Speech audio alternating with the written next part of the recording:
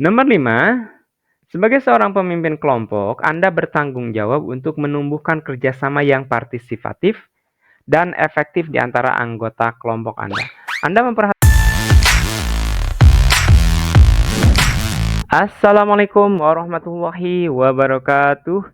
Welcome back to SKZ Education. Di video kali ini saya akan membahas materi latihan soal untuk tes P3K di tahun 2024. Nah, materi yang akan saya sajikan yaitu adalah manajerial.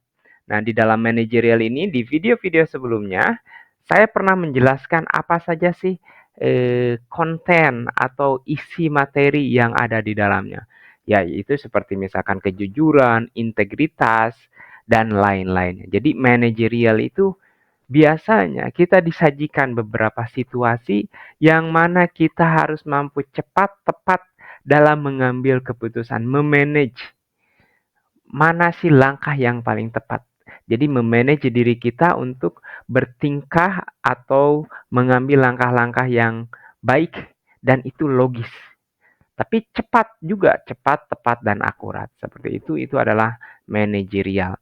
Nah, di sini nanti saya akan sajikan soal beserta dengan jawabannya dan juga alasannya. Kenapa sih seperti itu? Nah, kalau manajerial itu opsi jawabannya adalah A sampai D. Ya, ada 4 opsi jawaban. Dengan bobotnya itu adalah yang paling tinggi 4, yang paling kecil adalah 1. Jadi semua opsi itu ada poinnya. Jadi yang terbaiknya itu adalah nilai yang tertinggi, seperti itu. Mungkin kalau di CPNS itu sama dengan tes kepribadian atau SKP. Oke, tanpa berlama-lama lagi, mari kita mulai latihan soalnya. Anda adalah seorang manajer proyek yang sedang mengawasi proyek besar untuk klien yang sangat penting. Di tengah-tengah deadline yang ketat, Anda menemukan bahwa salah satu anggota tim Anda telah melakukan kesalahan serius yang dapat menyebabkan kerugian besar bagi proyek tersebut. Hanya Anda yang mengetahui kesalahan tersebut. Bagaimana sikap Anda? Nah, kalau di manajerial itu, yang paling pertama kita harus ketahui adalah siapa diri kita dalam situasi ini. Di sini Anda adalah seorang manajer. Situasinya ini ketat sekali, deadline, bahkan ada deadline, dan Anda menemukan bahwa salah satu anggota tim itu berbuat kesalahan, dan ini kesalahannya bukan kecil loh, kesalahan yang serius, yang besar. Nah, langkah yang paling tepat sebagai seorang manajer yang harus Anda lakukan adalah dari opsi A sampai D ini mana? A, saya akan berbicara dengan anggota tim tersebut secara pribadi dan memberikan peringatan dan membantu mereka untuk memperbaiki kesalahannya. B, saya akan diam saja dan mencoba menutupi kesalahan tersebut, menghindari konfrontasi yang dapat mengganggu jalannya proyek. Ini saya yakin jawaban yang kurang tepat atau yang nilainya hanya 1. Ya, karena ini proyek yang besar dan kita punya klien juga, bisa jadi ini mengurangi rasa kepercayaan klien kepada kita. Jadi kalau kita diam, pada akhirnya nanti akan ketahuan juga dan nanti kepercayaan akan menurun. Oleh karena itu B itu udah kita eliminasi saja. Saya akan memberitahu atasan saya tentang kesalahan tersebut, tetapi meminta mereka untuk menjaga kerahasiaan sehingga tidak merusak reputasi anggota tim di depan klien. Nah, di sini posisi kita itu sebagai manajer dan ini bawahan kita yang paling apa? Jadi langsung berhubungan dengan kita. Maka otomatis di sini kitalah yang harus berinisiatif gitu. Nah, jadi si itu juga rasanya tidak terlalu tepat, tapi mungkin bisa terjadi, cuman ini tidak cepat, tepat, dan akurat. Jadi prosesnya mungkin lama lagi untuk membuat keputusan. Sedangkan kan di sini kondisinya nih, deadline yang ketat. D, saya akan langsung memberitahu klien tentang kesalahan tersebut untuk memastikan transparansi dan kejujuran dalam proyek ini. Ini mungkin. Ya, berarti kalau saya lihat antara A dan D nih. Nah, jawaban yang paling tepat dalam situasi ini adalah jawaban D. Kenapa gak jawaban A? A itu sebetulnya baik juga, bagus. Hanya di sini lihat konteksnya. Kesalahannya itu serius dan sangat besar. Maka transparansi dan kejujuran inilah yang diperlukan sehingga nanti ada solusi kira-kira apa yang paling tepatnya. Bisa dengan misalkan langkah yang ini nih, yaitu memberikan membantu mereka untuk memperbaiki kesalahan, tapi tetap si klien kita itu tahu bahwa itu ada kesalahan. Jadi disinilah poin penting dari manajerial. Di sini ada kata-kata transparansi dan kejujuran dan ini poin yang masuk dalam manajerial. Nomor 2, Anda adalah seorang karyawan yang terlibat dalam proyek penting bagi perusahaan. Malam sebelum presentasi penting kepada klien, Anda mendapati bahwa ibu Anda yang sakit parah di rumah sakit membutuhkan perawatan darurat. Pada saat yang sama, Anda telah berjanji kepada teman lama Anda untuk bertemu malam ini. Apa yang harus Anda lakukan? Lihat situasinya, siapa diri Anda. Di sini adalah seorang karyawan dan terlibat proyek penting bagi perusahaan. Nah, malam sebelum presentasi berarti besok ada presentasi kepada klien, Anda mendapati bahwa ibu Anda sakit parah di rumah sakit. Ini dilema nih hal-hal seperti ini. Apa yang harus Anda lakukan? A. Tetap di kantor dan membantu tim menyelesaikan pekerjaan, menunda pertemuan dengan teman dan pergi merawat ibu. B. Memberitahu teman bahwa Anda tidak bisa bertemu karena ada urusan mendesak di rumah sakit dengan ibu Anda. C. Meninggalkan kantor dan pergi bertemu teman sambil memberikan instruksi kepada tim untuk melanjutkan pekerjaan dan kemudian pergi merawat ibu. D. Memberitahu atasan tentang situasi dan meminta saran tentang langkah yang tepat untuk diambil. Nah, untuk si ini kita langsung eliminasi karena di sini seolah-olah Anda itu ini nih ada kata-kata memberikan instruksi. Anda itu seorang yang memiliki kekuasaan. Ini sudah jelas salah. Nah, ini opsi ini bisa jadi. B. Memberitahu teman bahwa Anda tidak bisa bertemu karena ada urusan mendesak di rumah sakit. Ini juga kurang tepat. Lihat situasinya di sini. Ini Anda harus memberikan presentasi yang sangat penting kepada klien dan bisa jadi ini tidak bisa diwakilkan gitu. Ini juga situasinya adalah proyek penting bagi perusahaan. Jadi ini penting. Nah, jawaban yang tepat dalam situasi ini adalah A ya. Ini adalah menyangkut tentang integritas. Jadi ada dalam situasi tertentu, dalam posisi tertentu, kita utamakan dulu pekerjaannya, setelah itu kita misalkan lakukan hal yang lain yang sama pentingnya. Ini dua-duanya sama penting, namun perlu kita ketahui bahwa ini kan posisinya di rumah sakit, maka otomatis secara logika, ada yang merawatnya, ada yang mengurusinya, seperti itu. Dan di sini juga situasi yang paling pertama kan ini nih, proyek penting dan presentasi. Ini juga tidak kalah pentingnya. Oleh karena itu selesaikan dulu, tuntaskan sebagai integritas kita sebagai seorang karyawan, ingat integritas kita seorang karyawan. Setelah itu kita tunda pertemuan dengan teman karena ini diyakini bahwa teman itu pun akan memakluminya dan yang terakhir adalah langsung merawat ibu. Jadi itu langkah yang paling tepat. Nomor 3, Anda adalah seorang karyawan di sebuah restoran yang baru saja dihukum oleh atasan Anda karena ketidakpatuhan yang diklaimnya Anda lakukan. Padahal Anda yakin bahwa Anda tidak bersalah. Atasan Anda sangat marah dan mengancam akan memberi sanksi lebih lanjut jika masalah ini tidak segera diselesaikan. Bagaimana Anda akan menangani situasi ini? Oke, di sini posisi kita masih di bawah ya, jadi karyawan dan kita itu disalahkan, padahal tidak. Faktanya kita itu tidak melakukan kesalahan itu, tidak bersalah. A. Menerima tuduhan tanpa membela diri dan berjanji untuk lebih berhati-hati di masa depan.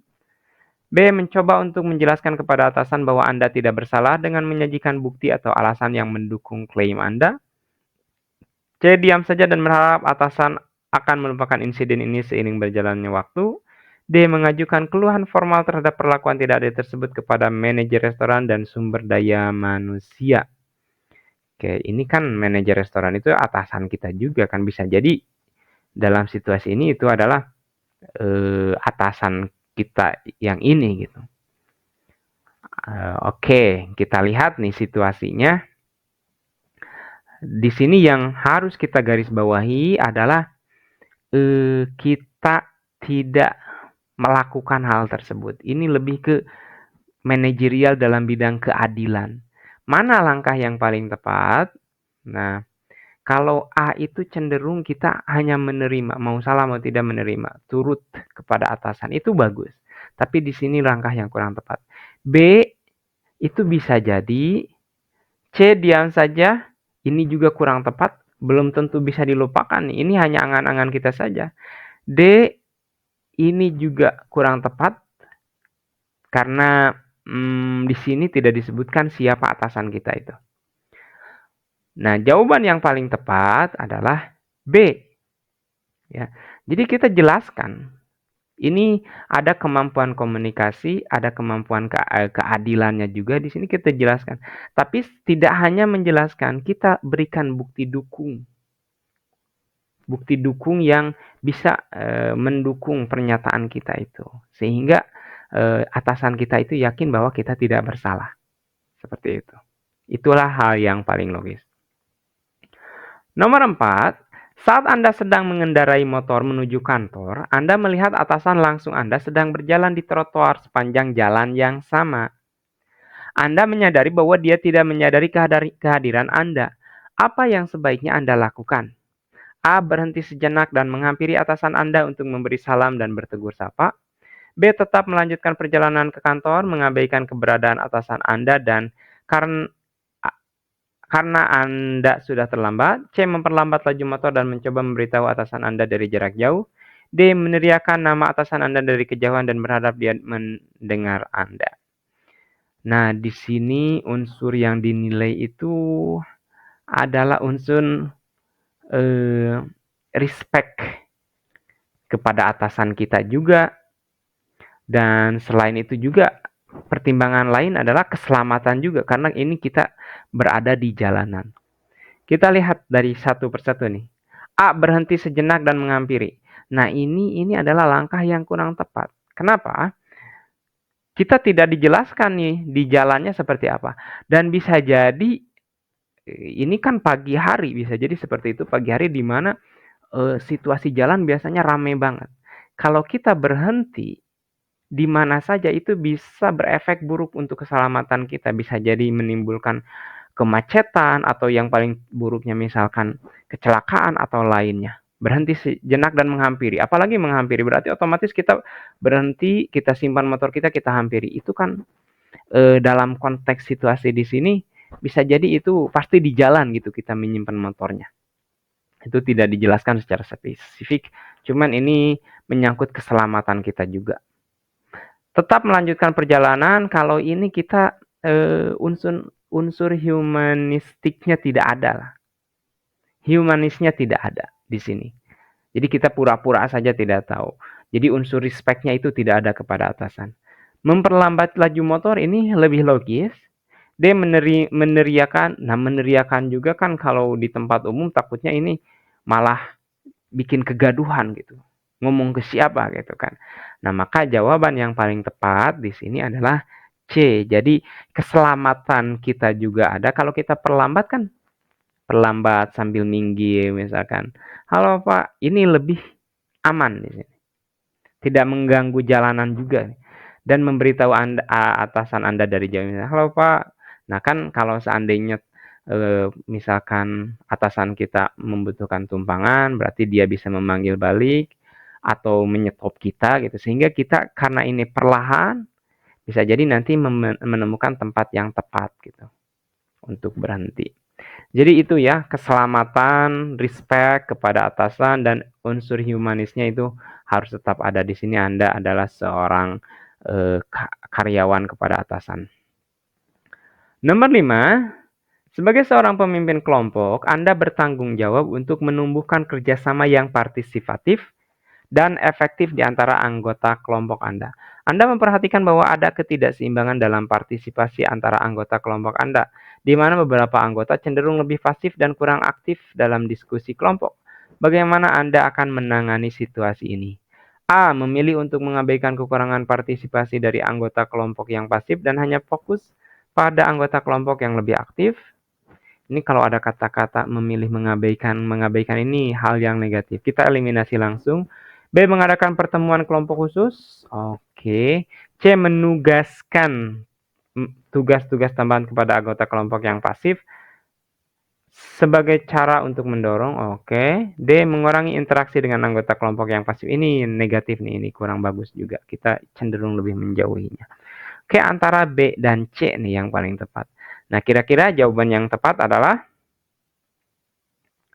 nah ini ya kita analisa dulu. Di sini kan partisipatif dan efektif di antara anggota. Kita adakan pertemuan khusus membahas tentang partisipasi, apa kendalanya, apakah ada barrier atau penghalang atau tembok penghalang antar anggota atau apa, kita diskusikan sehingga semuanya terbuka dengan jelas. Dan bahwa mungkin sebagai seorang pemimpin, kita bisa menjelaskan partisipasi ini sangatlah penting. Nah, ini untuk yang nomor 6 ini silahkan Bapak Ibu baca dengan teliti dan tuliskan jawaban yang tepatnya di kolom komentar. Nanti di pertemuan, di video yang akan datang, saya akan diskusikan, akan bahas jawaban yang tepat dari pertanyaan ini. Oke, barangkali itu yang bisa saya sampaikan. Semoga informasi ini bermanfaat. Semangat terus belajarnya. Semoga tahun ini lulus menjadi ASN P3K. That's all. Wassalamualaikum warahmatullahi wabarakatuh.